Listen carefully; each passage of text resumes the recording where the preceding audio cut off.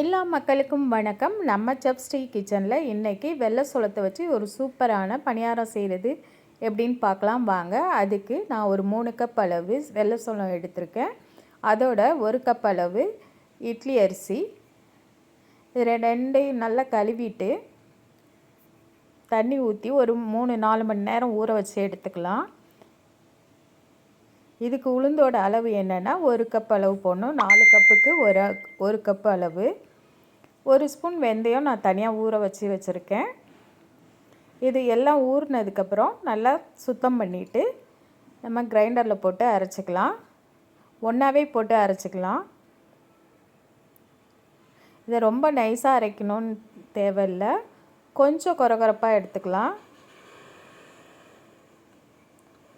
இப்போ எல்லாம் ஒன்றா கலந்துட்டு கிரைண்டரில் போட்டு அரைச்சி எடுத்துகிட்டு வந்துடுறேன்.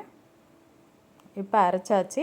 இதை நல்லா புளிக்க விடணும். ஒரு 8 மணி நேரம் புளிக்க விட்டுருவோம். இப்போ பாருங்கள், நல்லா மாவு பொங்கி வந்துருச்சு. ஒரு கடாயில் 3 டேபிள் ஸ்பூன் அளவு எண்ணெய் ஊற்றிட்டு கடுகு 1 ஸ்பூனு, கடலைப்பருப்பு 2 ஸ்பூனு, உளுத்தம்பருப்பு 1 ஸ்பூன் போட்டு நல்லா பொரிஞ்சதுக்கப்புறம் கருவேப்பிலை கொஞ்சம், பெரிய வெங்காயம் பொடியாக கட் பண்ணது 3, பச்சை மிளகாய் 5 பொடியாக கட் பண்ணது எல்லாத்தையும் போட்டு வதக்கி எடுத்து நம்ம மாவில் கொட்டிக்கலாம்.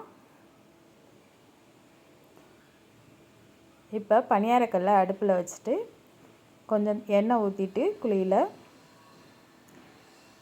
மாவை எடுத்து ஊற்றிக்கலாம். மீடியம் வச்சு அடுப்பை எரிய விடுங்க.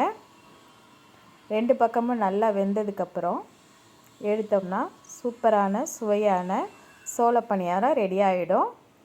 இது ரொம்ப நல்லா இருக்கும். நீங்கள் செஞ்சு பார்த்துட்டு எப்படி இருக்குன்னு சொல்லுங்கள், கமெண்ட்டில் சொல்லுங்கள். நன்றி, வணக்கம். இப்போ பாருங்கள், இதுக்கு தேங்காய் சட்னி, கார சட்னி ரெண்டும் வச்சுக்கலாம். சூப்பராக இருக்குது. நீங்களும் இது மாதிரி சிறுதானியத்தில் ஏதாவது ஒரு வகையில் டிஃபன் பண்ணி பாருங்கள், நல்லாயிருக்கும். இந்த சோள பணியாரம் முக்கியமாக ரொம்ப சூப்பராக இருக்கும். செஞ்சு பாருங்கள்.